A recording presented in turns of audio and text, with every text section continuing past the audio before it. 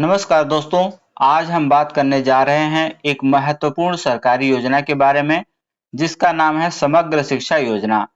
यह योजना भारत में स्कूली शिक्षा की गुणवत्ता को सुधारने और सभी बच्चों को समान अवसर प्रदान करने के उद्देश्य से बनाई गई है। इस योजना के अंतर्गत शिक्षा के सभी स्तरों को एकीकृत किया गया है। तो आइए इस योजना के बारे में विस्तार से जानते हैं। समग्र शिक्षा योजना का परिचय। समग्र शिक्षा योजना को वर्ष 2018 में लॉन्च किया गया था। यह योजना 3 प्रमुख पूर्ववर्ती योजनाओं को समाहित करके बनाई गई है। सर्व शिक्षा अभियान (SSA), राष्ट्रीय माध्यमिक शिक्षा अभियान (RMSA), शिक्षक शिक्षा (TE). इस योजना का मुख्य उद्देश्य सबके लिए समान, समावेशी और गुणवत्तापूर्ण शिक्षा सुनिश्चित करना है। योजना के उद्देश्य। समग्र शिक्षा योजना के प्रमुख उद्देश्य इस प्रकार हैं।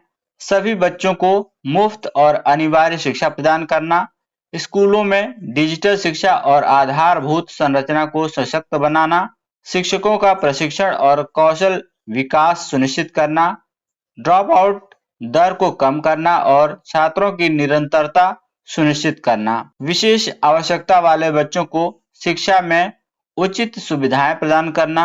नई शिक्षा नीति 2020 के तहत प्रमुख पहल।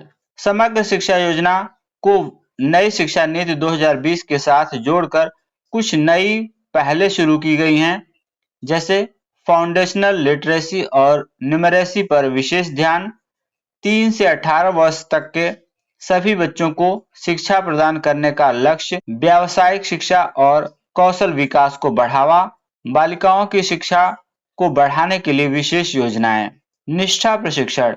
शिक्षकों को प्रशिक्षित करने के लिए निष्ठा नामक कार्यक्रम शुरू किया गया है। इस प्रशिक्षण के तहत शिक्षकों को नई शिक्षण विधियों से अवगत कराया जाता है, डिजिटल और समावेशी शिक्षा पर ध्यान दिया जाता है, छात्रों के विकास और उनके विशेष आवश्यकताओं को समझने का प्रशिक्षण दिया जाता है। योजना के प्रमुख घटक।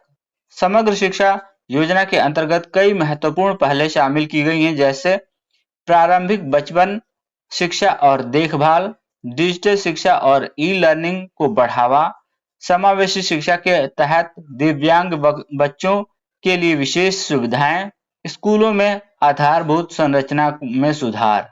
योजना का वित्त पोषण और कार्यान्वयन। यह योजना केंद्र और राज्य सरकारों द्वारा संयुक्त रूप से वित्त पोषित है। राज्यों को उनकी आवश्यकताओं के अनुसार लचीलापन प्रदान किया जाता है। इस योजना की निगरानी तकनीकी और डिजिटल प्लेटफॉर्म के माध्यम से की जाती है। अब तक की उपलब्धियां। स्कूलों में आधारभूत संरचना में सुधार हुआ है, डिजिटल शिक्षा के उपयोग में वृद्धि हुई है, शिक्षक प्रशिक्षण और शिक्षण गुणवत्ता में सुधार हुआ है, छात्रों की ड्रॉप आउट दर में कमी आई है। भविष्य की योजनाएं। 2030 तक सभी बच्चों को गुणवत्तापूर्ण शिक्षा प्रदान करना, डिजिटल शिक्षा और ई-लर्निंग को और अधिक बढ़ावा देना, सभी सरकारी स्कूलों में स्मार्ट क्लासरूम की स्थापना करना, शिक्षक प्रशिक्षण को और अधिक प्रभावी बनाना। निष्कर्ष।